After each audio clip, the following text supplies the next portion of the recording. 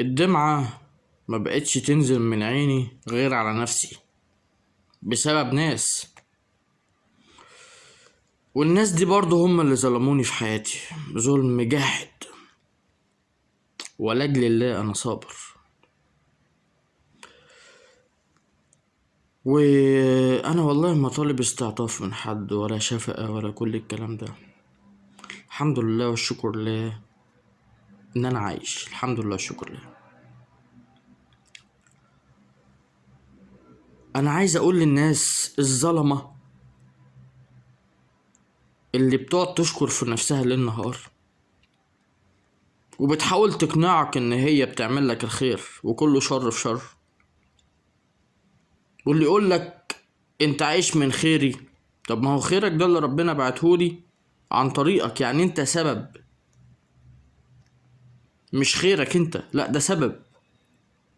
ومحدش يقول لي لحد احنا عايشين من خيرك، ده انا لحم اكتفي من خيرك.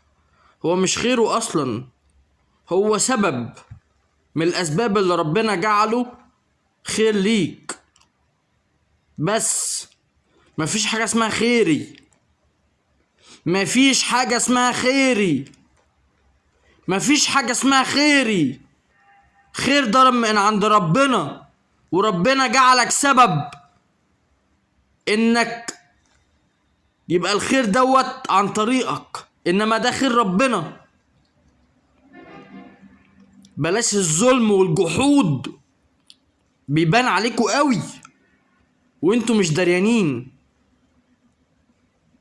وعود في الهوى وفي الاخر انكار وانتوا مش دريانين، بس احنا ما بننساش. كفاية هري بقى، ماشي؟ بجد والله هري يعني كلام فاضي. كفاية كلام فاضي، كفاية عود في الهوى، كفاية ظلم، كفاية جحود، كفاية كفاية كفرتونا في عيشتنا، كفاية.